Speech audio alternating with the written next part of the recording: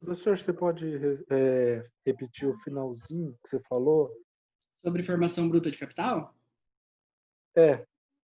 Só para na me verdade, anotar aqui. tá bom. Na verdade, isso não tá na aula, tá bom? É algo tá, então beleza. Mas é importante que vocês entendam, assim, faz parte do conceito como um todo de capital, né? Vocês entenderem o que é capital é algo muito importante. Eu suponho que não seja algo que seja tão claro para vocês. Vocês entendem o que é o capital?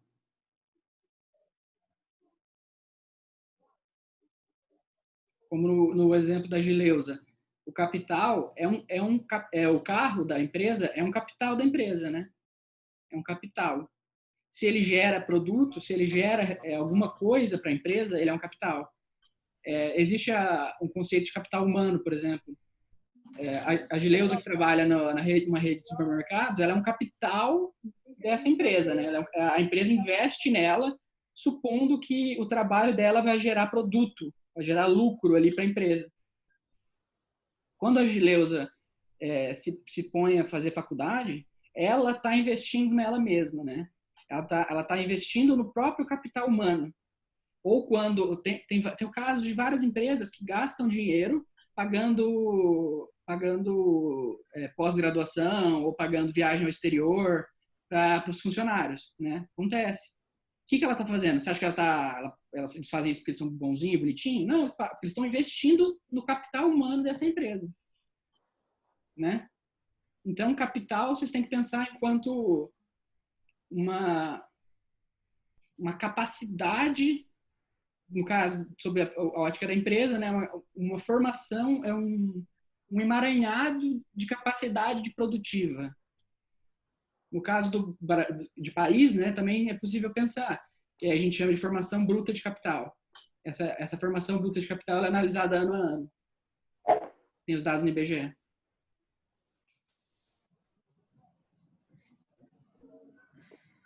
Tá bom? Meu filho tá batendo na porta, vou abrir na casa do meu cachorro.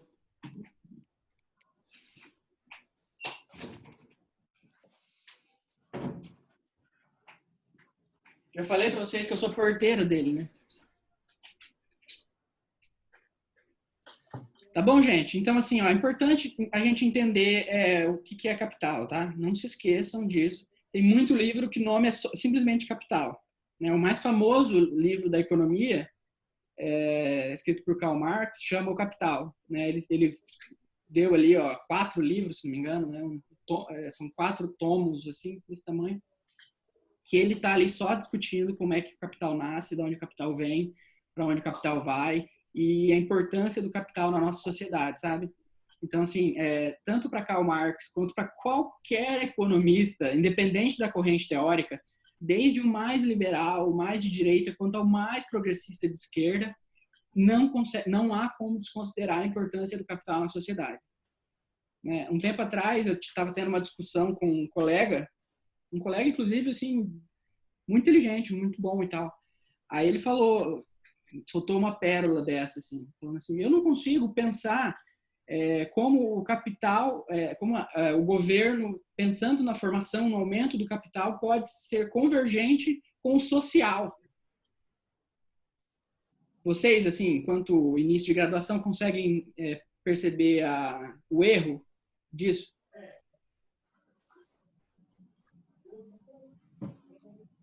Você pode repetir mais uma vez? Como meu colega, né, economista formado e tal, disse que ele não conseguia entender como compatibilizar capital e social. Oxe. Porque a ideia dele é que, eu entendo por que ele disse isso, né? Ele queria dizer que, uma vez que o governo ou a sociedade pensa no acúmulo do capital, né? Que é um dos pressupostos para o aumento, né? Antes, você tem que acumular. Para aumentar, né? É o acúmulo. Você gerou lucro, então você reinveste. Às vezes em capital, às vezes não, às vezes em consumo. Então, esse reinvestimento, a gente chama de acúmulo de capital, né? E daí ele falou, não consigo ver como o acúmulo, o capital pode ser convergente com o social. Eu entendo como ele pode pensar isso, mas o quanto é um erro grave, né? Pensar isso. Porque o acúmulo de capital é um pressuposto para o aumento da riqueza. E não existe desenvolvimento social sem aumento de riqueza. Eu acho que todo mundo consegue concordar nisso, né? Claro que a forma como ele é gerenciado, como o capital é gerenciado, como ele é pensado, como ele é distribuído, isso assim, são outras questões. Mas a ideia de que existe uma necessidade de acúmulo de capital, de aumento de capital para uma nação, para uma empresa, para uma pessoa, tem que estar óbvio para vocês. A Gileuza, o Marcelo, a Maísa, quando elas investem nelas mesmas, elas fazendo faculdade, ou comprando um carro, ou investindo, por exemplo, em ações, elas pressupõem que no longo prazo ou médio prazo, esse capital vai trazer algum benefício para elas. Ninguém está satisfeito ganhando 2 salários mínimos. Né? A não ser que você ganhe 20, 30 mil reais por mês, você sempre vai buscar uma forma de acumular. Né? Nem que seja buscando crédito, por exemplo. Vou no banco pegar um crédito emprestado para investir, para pagar minha faculdade, ou para comprar um carro, com esse carro eu vou fazer Uber, entende? Porque quando você faz isso, você pressupõe que o capital humano ou físico que você possui não é suficiente. Então você tem que acumular, você tem que aumentar esse capital para poder, de alguma forma, no futuro, desfrutar de maior rendimento ou riqueza. Essa ideia parece clara para vocês? Sim, professor. Estou viajando um pouco na maionese, mas eu acho bastante importante que vocês tenham isso bastante claro, assim, né? E ela entra nessa questão da escassez, né? Que os manuais de economia, eles sempre tratam a economia como a ciência da escassez. Porque pressupõe-se que todos os recursos são escassos, né? Tanto barracão quanto, sei lá, insumos, soja, óleo, diesel, etc., é tudo escasso. E, claro, faz bastante... É uma verdade óbvia, né? Tudo é limitado, assim como a água, por exemplo, no planeta. Mas o que alguns outros economistas dizem é que, na verdade, apesar de escasso, a economia não é uma ciência de tratar a escassez, mas sim de pensar a abundância. Uma vez que existe muito de tudo. Existe muito óleo diesel, existe muita soja, existe muita empresa parada, existe muita máquina subutilizada. O dado que eu ia citar é que 33% como é o termo capacidade de operação das indústrias está em estado parado. Ou seja, talvez a economia não seja um estudo da escassez, mas um estudo da abundância. Seria tipo assim, pouca oferta e muita demanda? Passa por essa lógica. Glória? Glória, tá falando? Passa por essa lógica, sim, então. A inflação... Aí, assim, são vários conceitos, né? Uma vez que existe muita oferta e pouca demanda, o que acontece?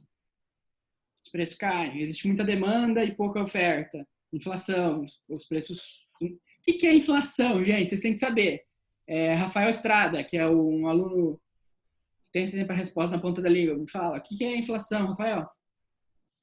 É quando os preços ficam muito caros, não é? A definição de inflação é alta generalizada de preços. Quer dizer, preço não pressupõe valor, né? O preço varia. Só que o valor que uma caneta tem para mim, ele continua o mesmo. Mesmo que o valor que eu tenho para essa caneta é o mesmo. Eu vou continuar usando ela e o valor que eu dou para essa caneta vai ser sempre o mesmo. Mas o preço pode variar, né? O preço, ele é uma variável, não uma constante. Então, se há um excesso de demanda e a oferta continua estável ou estática, pode gerar inflação. Mas aqui a gente está voltando para o manual, né? Mas eu acho interessante a gente trazer esse brainstorming, né? Pensar um pouco sobre como a economia sempre é tratada como a ciência da escassez e não a ciência da abundância, né? A gente para pensar no consumo, qual é os hábitos de consumo dessas economias desenvolvidas, como Estados Unidos, Inglaterra, França, a gente vai ver que existe muito consumo supérfluo, né? É uma pessoa que possui 2 carros, por exemplo, é uma pessoa que usa um sapato por semana, ou, sei lá, uma pessoa que troca de celular todo ano, sendo que, na verdade, o que mudou foi 1 megapixel a mais na câmera, sabe? Então, aqui a gente está tratando da cesta de consumo. E não necessariamente é um problema de escassez, né? Às vezes é um problema de abundância, grande parte das vezes. O que... Professor, Pode falar, quem quer que seja. Marcelo. Marcelo, pode. Professor, só uma dúvida em relação à questão de salário, se fosse para converter o salário mínimo de um país como os Estados Unidos aqui para o real, seria quanto mais ou menos? Você tem essa informação? Transformar o nosso salário mínimo em dólar? Não, não, tipo assim, quanto seria em reais o salário mínimo assim de um americano médio normal? Daí, na verdade, seria uma conversão em dólar, né? Ah, sim, sim. Ou você quer... porque, assim, existem índices, né? Alguns índices... Existe um índice do DIEESE. O DIEESE é um departamento intersindical que faz umas análises socioeconômicas. Antemão, adianto que não é um instituto assim muito confiável, né? Até porque é formado só por sindicatos de trabalhadores, né? E via de regra isso viesa um pouco a posição deles. Eu já fiz processo seletivo para trabalhar no DIEESE e o salário que eles me ofereceram era menor do que o salário que eles propõem ser o mínimo. Eles têm um cálculo lá de salário mínimo que calcula tudo que um brasileiro médio precisaria para ter acesso a todos os bens considerados principais, assim, os bens de consumo principais, como comer bem, conseguir ter algum lazer, comprar tudo que precisa, pagar aluguel, etc., né? Acho que na época o cálculo deles era que o salário mínimo no Brasil devia ser algo em torno de R$ 2.000, R$ 2.500. E quando eu fiz o processo seletivo para trabalhar lá, o salário era 1.900.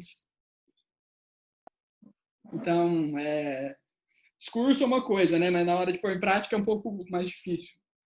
Mas, Marcelo, eu acho que você está querendo dizer que você ia fazer uma equivalência, né, entre salário mínimo brasileiro e norte-americano.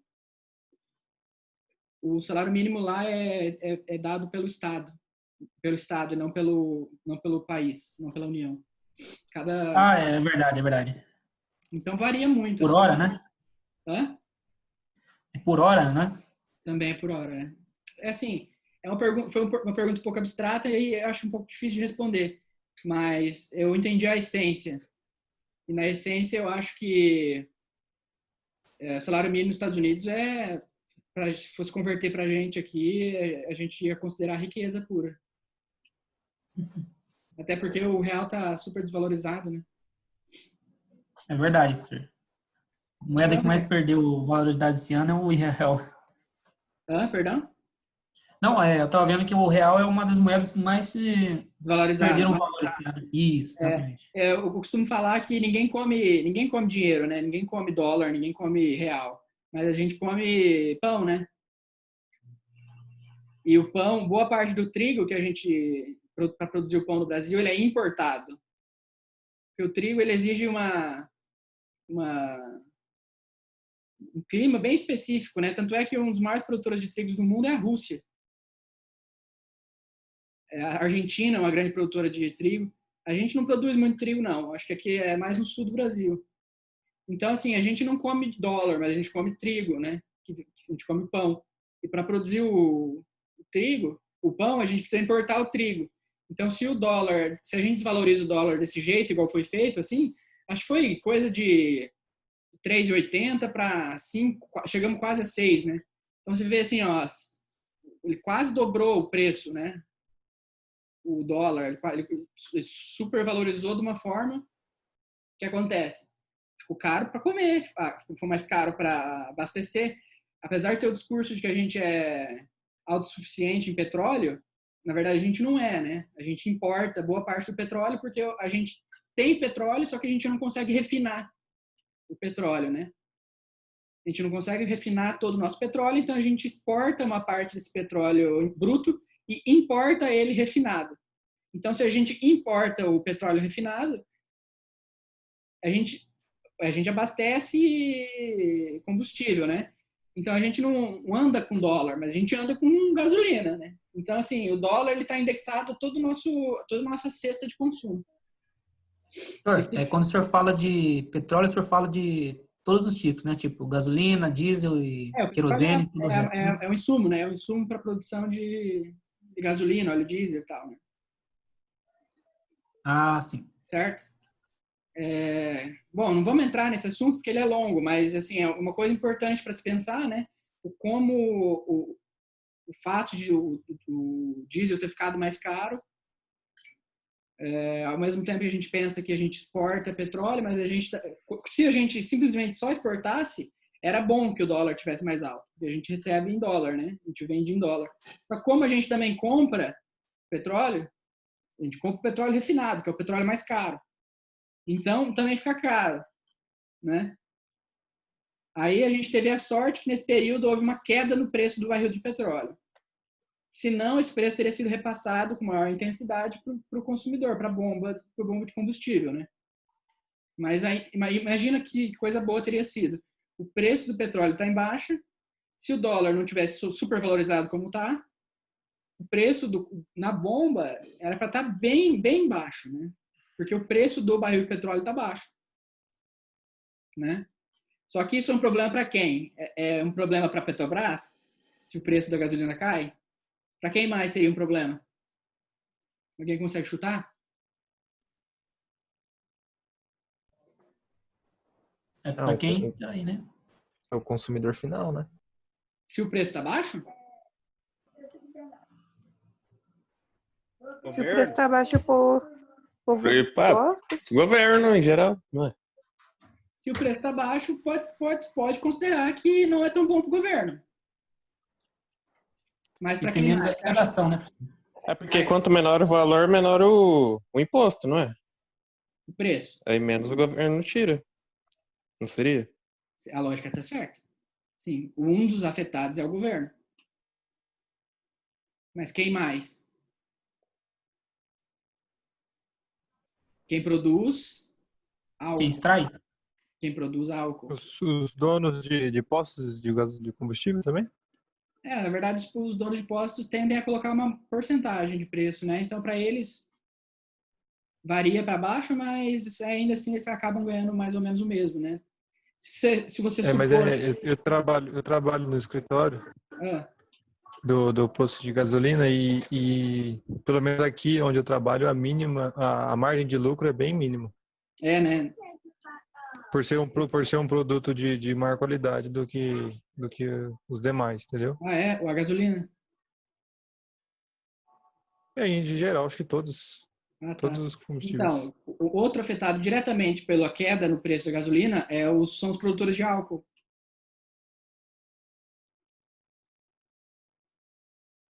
Porque se o preço da gasolina tá... Eu cheguei a abastecer lá em Curitiba, a 3,10 o preço da gasolina, o litro. Bem baixo, né? Não sei, quem tem carro aqui sabe. Bem baixo, porque aqui onde eu moro tá 4,12. Mas lá subiu também agora. Mas, então você imagina que pros usineiros continuarem vendendo o produto deles, que é o álcool, o que eles têm que fazer? Eles têm que abaixar. Eles têm que perder a margem de lucro deles. Então, como são produtos concorrentes, um substitui o outro, vê como as coisas estão interligadas, né? O governo desvaloriza a moeda, ou seja, o dólar fica mais caro. Então, para importar, a gasolina ficou mais cara. Então, o preço da gasolina vai subir. Certo? Se o preço da gasolina sobe, o preço do álcool também pode subir. E isso é por quê para os usineiros? É bom? Se acontece o contrário. Eu só estou querendo trazer isso para mostrar como as coisas estão interligadas. Tá bom? Beleza? Então, assim, gente, pode falar, Milene. Não, professor, Marcelo. Marcelo. Não, professor, estava lembrando aqui que ultimamente tem tido muita a questão da usina, a questão de produção de álcool aqui no noroeste do Paraná tem sofrido bastante. Não sei se o senhor Eles sempre estão sofrendo, né? Eu nunca vi um setorzinho sofrendo. Muitas usinas fechando e tal. Uhum. Não sei se talvez tenha alguma relação com alguma coisa que o senhor tenha dito, entendeu? Tem. Mas é uma observação que eu queria fazer com o senhor. Tem relação sim, ô Marcelo, porque o preço do barril de petróleo está muito baixo, né? Isso é algo que afeta diretamente o setor sucroalcooleiro. E, assim, é um setor muito organizado, o sucroalcooleiro, né? Aqui em Paraíso, a cidade dos meus pais, a cidade onde eu estou, tem uma usina de cana, né? Usina de álcool. E eles têm ali alguma margem para deixar de produzir álcool e produzir açúcar, né? Só que não é total, né? Eles não podem simplesmente produzir 100% de açúcar e deixar de produzir nada de álcool. Mas quando o preço do barril baixa, o preço da gasolina tende a baixar. O que o governo pode fazer? Ele pode não repassar, ele pode maquiar, ele pode desvalorizar o real, ele pode fazer várias coisas. Tem várias coisas que ele pode fazer. Para não super impor, de alguma forma, isso para o setor sucroalcooleiro. Como se fosse responsabilidade do governo não deixar esse setor quebrar, né? Porque se a gasolina cai em um preço muito baixo, o que pode acontecer, que poderia acontecer, né? Dado que o preço do barril de petróleo está bastante baixo. Agora, não sei se ele está em período de alta, mas, assim, uns 2, 3 meses atrás, eu lembro que ele chegou no menor valor dos últimos tantos anos. E daí, se o preço do petróleo está muito baixo, apesar de você ter o gasto do refino, você ter o fato de que você importa parte dele e tal, essa queda vai chegar na bomba e vai afetar outros setores. Como é o Marcelo, o Guilherme, que trabalha no posto, no escritório do posto. Guilherme, né? Então, o pessoal sente ali que a escolha do consumidor, ela enfrenta o custo de oportunidade ali. Ela tem assim, eu vou usar a gasolina porque tem um melhor desempenho para o meu carro, ou a gasolina aditivada, sei lá. Eu gosto de colocar aditivada no meu carro, mas quando vem para o interior, eu só uso álcool. Porque aqui no interior a gasolina é muito mais cara, né? Proporcionalmente, assim, não vale a pena colocar a gasolina. Então, aqui no interior eu só uso álcool. Mas quando eu estou em Curitiba, eu tento colocar a gasolina aditivada, porque acho que é 10 centavos a mais no litro. E, sei lá, alguém me contou uma historinha uma vez que faz bem para o motor, limpa o motor, e eu acreditei. Sei lá até que ponto isso é verdade, porque eu entendo muito pouco de carro. Mas então aqui tá. A minha análise de custo de oportunidade, a minha análise aqui de custo de benefício, ela não é só financeira, né? Eu não estou pensando só no preço. O preço é uma variável importante, né? Tanto é que quando eu venho para cá, eu abasteço álcool, porque a diferença é muito grande. Mas quando eu estou em Curitiba, como a diferença entre o álcool e a gasolina não é tão grande, porque o álcool lá é mais caro, que lá acho que tem o custo de logística, de trazer o álcool aqui do interior para lá, não sei se a razão é só essa, mas lá o álcool é mais caro.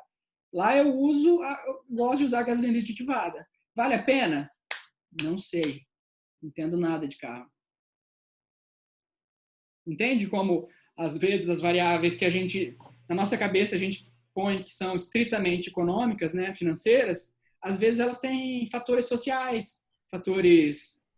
Eu acho que, professor, que às vezes não é nem a questão do preço, em questão de posto de gasolina, tem gente que vai mais pela qualidade, entendeu? Você supõe, né? Porque Tipo assim, a pessoa prefere abastecer em um posto mais caro, mas sabendo que lá a gasolina é boa, por assim dizer, de sim. confiança, de qualidade, entendeu? Então, eu acho que isso as pessoas devem mais em consideração do que o próprio preço em si, se for Mas, só Marcelo, diferente, entendeu? você concorda comigo que é um pouco psicológico? Também, né? Porque assim, eu não tenho forma alguma de afirmar que a gasolina do MM tinha um posto em Paranavaí que chamava MM. Ainda tem? Tem ainda, professor. Eu não tenho capacidade enquanto consumidor de afirmar que a gasolina do MM é pior do que a do Ipiranga. Porque, na verdade, quem fornece gasolina no Brasil é um fornecedor só, existe um monopólio, né? A Petrobras fornece gasolina para todo mundo. Então, teoricamente, é a mesma gasolina. Acredito que é a influência da sociedade, professor. Se, por exemplo, um grupo fala que a gasolina de tal posto é boa, várias pessoas vão lá para saber, entendeu? Perfeito, Glória. E brasileiro é curioso. Todo mundo acho que é, né? Não precisa ser só brasileiro. Então, assim, essa análise de custo-benefício dos manuais, por exemplo, daquela fórmula que a professora Célia tinha pedido para vocês, ela não tem como mensurar essa variável social, né? Como que eu vou escolher a gasolina do posto do Mufato ao invés do posto MM? Só pelo preço? Não, às vezes eu considero, eu tenho confiança no grupo Mufato e vou abastecer lá porque eu sei que a gasolina é boa, sei que eles não vão adulterar. Então, o modelo econômico, as funções econômicas, as equações, elas não conseguem mensurar isso. Né? Eu tinha trazido um exemplo aqui, mas a gente já falou bastante sobre isso, né? Que nos Estados Unidos a universidade é paga, né? Só que a ideia de que, além de pagar a universidade, você ainda gasta o seu tempo para fazer a faculdade, né?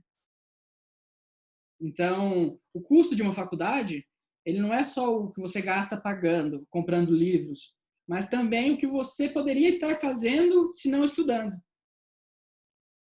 Né? Esse é um custo de oportunidade. É o tempo, é o que eu tenho para oferecer, é o que eu faço com os meus recursos. Se a gente é pobre e só tem o recurso de tempo e mão de obra, o nosso recurso é nosso tempo, nossa capacidade de trabalho ou de estar em algum lugar. Então, se eu vou estudar no Sesumar, vou lá pagar meus R$1.000 para fazer contabilidade no Sesumar, eu não estou gastando só R$1.000 por mês, mas também estou gastando o dinheiro que eu não estou ganhando trabalhando, né? No caso de uma faculdade integral, né? Como esses cursos de um período só possibilitam a gente estudar e trabalhar, né? Ainda que não talvez com o mesmo afinco, mas possibilita. Então, e por quê? Por que eu vou investir no capital humano? Por que eu vou investir numa universidade, Gileuza? Por que a Gileuza, que trabalha lá, deve estar já há alguns anos no supermercado, deve ganhar bem, por que ela vai ficar gastando o tempo dela me ouvindo aqui? Porque ela pressupõe que, se formando em contabilidade, ela vai ganhar mais. Ela, enquanto contadora, tem uma possibilidade maior, né? Eu sempre digo que quanto mais a gente estuda, maior é o nosso ponto inicial na curva de rendimentos. Pensa um plano cartesiano aqui, ó, o eixo Y, o eixo X. Se você parte ali com 1 ano de estudo, você partiu aqui debaixo da curva. Você parte com 10 anos de estudo, você partiu daqui. Você estudou 20 anos, você parte daqui já. Você já parte ganhando 2.000, por exemplo. A pessoa que nunca estudou, ela vai necessariamente ganhar pouco. Porque ela não tem nenhum diferencial. Ela é assim como a maioria. Então, assim, eu posso pagar pouco para a pessoa que não tem nenhuma qualificação, porque se ela não quiser trabalhar, tem um monte de gente que quer. Aí entra aquela questão de oferta e demanda. Então, a Gileuza pensa, eu vou estudar porque eu quero me qualificar, eu quero ter um diferencial aqui, eu quero que meus empregadores me valorizem. Então, a Gileuza está pensando na curva de rendimento dela. Ela está pensando, eu vou sair daqui, que eu parti ganhando R$1.000, e na melhor das hipóteses, no final da minha carreira, eu vou estar ganhando 5.000. Mas se eu partir aqui do ponto 2, eu daqui 10 anos eu posso estar ganhando 10.000. Porque eu já parti de um ponto mais alto. Essa é uma lógica que eu repito para mim mesmo, tá? Para continuar estudando. A ideia de que quanto mais a gente estuda, além de gerar mais conexões nos nossos neurônios, assim, isso que é uma verdade científica, a gente também está se qualificando mais e a gente tem uma tendência, ainda que a gente não consiga observar isso no curto prazo, existe uma tendência matemática, uma obviedade, uma probabilidade de que a gente vai ganhar mais no longo prazo, quanto maior nossa qualificação. Por quê? É óbvio, porque a gente está se especializando, a gente está se diferenciando da maioria. Quanto mais a gente estuda, quanto mais a gente sabe, mais diferente a gente é. Porque a maioria não estuda, né?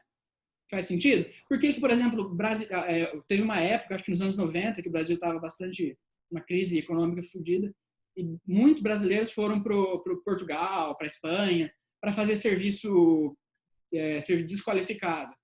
Porque lá havia uma população com muita gente qualificada e que ninguém queria fazer aquele serviço desqualificado.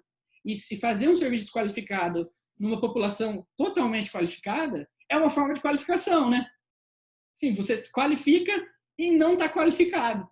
Você é bom, você se propõe a fazer algo que ninguém quer fazer. Então, assim, você oferta um serviço que ninguém quer fazer. Então, aí está a lógica de oferta e demanda, sabe? Mas, via de regra, o serviço não qualificado a gente sempre pode fazer, né? Independente do que aconteça na economia, independente de qual país, independente de qualquer lugar. O serviço não qualificado, a gente sempre pode fazer. Às vezes a gente não quer, mas a gente pode. Mas quanto mais a gente se qualifica, quanto mais a gente se aperfeiçoa, mais existe uma probabilidade. Você pode ver isso na sua realidade ou não, mas existe uma probabilidade de que você vai ganhar mais dinheiro, porque você está se diferenciando, você está se qualificando. Concurso público tem muito isso, né, professor? Concurso público, por exemplo, eu entrei no concurso que eu sou concursado no estado, eu entrei junto com alguns colegas que trabalham junto comigo e assim, são talvez mais inteligentes que eu, né? Só que eles ganham bem menos que eu porque eles são ensino médio.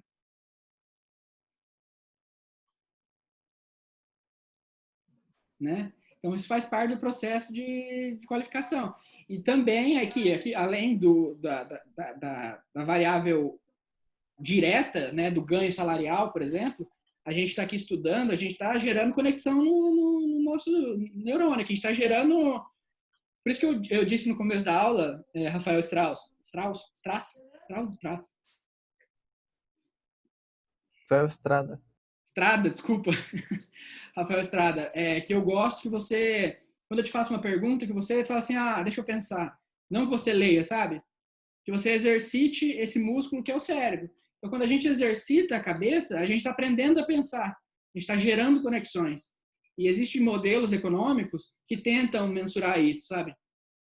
Tinha um professor que ele trabalhava especificamente com isso. Assim, ele fazia modelos matemáticos para analisar o rendimento por anos de trabalho.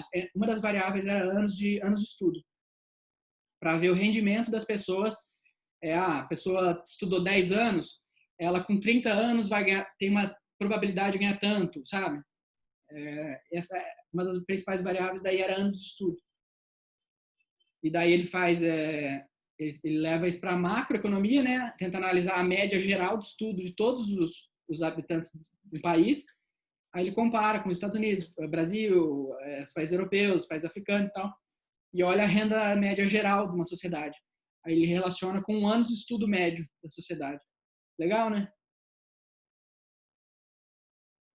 Então, assim, no grosso, estudei, me formei em contabilidade, agora eu vou ganhar 5, 6 mil reais já. Tá certo. Não, ninguém está dizendo isso. Mas que existe uma probabilidade que você vá ganhar mais, isso é indiscutível. Certo? Aqui a questão de custo de oportunidade, eu trouxe o exemplo da Sony e também o da IBM, né? Não sei se vocês conhecem, normalmente nas universidades eles têm aqueles ThinkPad da Lenovo, não sei se alguém já viu, aqueles trambolhão, um computador meio grosso, assim, que parece que jogar na parede ele vai estar igual. ThinkPad, que ele é da Lenovo. A Lenovo comprou a divisão de computador da IBM. O ThinkPad era o computador da IBM, era o carro-chefe de vendas do notebook da IBM. E foi vendido para a Lenovo. Assim como a Sony também vendeu a divisão deles de computador, pensando nessa tendência que havia de smartphone. Ela falou, vou ficar me matando aqui para produzir um notebook bom e barato, sendo que, na verdade, o futuro é smartphone. Né? Foi o que passou na cabeça ali dos executivos da Sony, e eles acabaram vendendo toda a divisão de computadores. Quando eu era piá, meu sonho era ter um Sony Vaio, né? O Sony Vaio era a máquina, cara. Era, tipo assim, o melhor notebook de todos. E hoje, assim, difícil você ver um Sony Vaio, né? Ainda existe, eu vi para vender, mas é difícil. Não é aquela coisa que era antes, né? É mais fácil achar um MacBook, professor.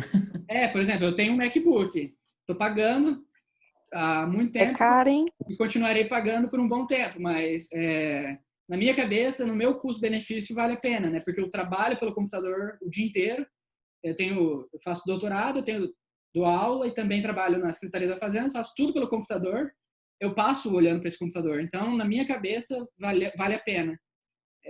Às vezes, não só por fatores racionais, né? Porque, apesar de fato, o hardware dele ser muito bom, o software dele ser muito melhor que o Windows, na minha concepção, também existe um fator social ali. Eu gosto da marca e, sei lá, por isso eu compro essa marca, sabe? Tipo, pago caro para ter essa marca, entende? Mesmo que meu orçamento não seja dos mais amplos. É um investimento que eu faço que eu considero que vale a pena. Assim como as empresas, assim como o governo também tem que fazer escolhas. O governo tem que escolher em quem investir, né? O governo investimento mesmo do governo está algo em torno de 3% do PIB, se não me engano. É bem pouco, é bem baixo. Investimento, sabe? Aquele que eu pego e falo, eu vou construir uma estrada, eu vou construir a Transamazônica, eu vou fazer a transposição do rio, sabe? Isso é o que a gente chama de investimento mesmo, né? Ele é baixíssimo. Eu acho que 3% eu joguei alto do PIB, né? Então, é porque existe muita coisa engessada, né? Por exemplo, salário, previdência, a dívida pública. O que é a dívida pública, gente? Que a gente falou na primeira aula. Quando o governo não quer emitir moeda, quando o governo não quer criar imposto, o que ele pode fazer? Gerar título. Emite título. Emitir título, perfeito. E a junção de todos esses títulos chama dívida pública interna, que é tudo que o governo deve quando a somatória desses títulos que ele emitiu no decorrer da vida dele. E ele consome uma parcela gigantesca do orçamento. No caso, assim, isso aqui é o orçamento, né? O que ele tem de despesa, o que ele pretende gastar. Aqui a dívida pública dá tipo metade. Mas do PIB, se não me engano, porque o PIB é uma coisa, né? Certo? PIB é uma coisa, orçamento é outra. Não é porque eu gerei 2, 3 trilhão que eu posso gastar 2, 3 trilhão, né? Uma coisa, PIB é uma coisa, orçamento é outra. Certo? Não é porque a empresa gerou R$1 milhão que ela tem dinheiro para gastar todo ano. Não tem nada a ver uma coisa com a outra. Ela tem que pagar, sabe? Certo? Vai acabar de novo o nosso tempo. Vou ter que criar outro link, tá bom? Vocês entram de novo? Professor, a aula vai ser até que hora? Não, a gente já encerra. Desculpa, eu me perdi falando. Vamos até às 9 no máximo. Tá bom? Tranquilo, professor. Vou mandar de novo. Tranquilo. Força, Glória.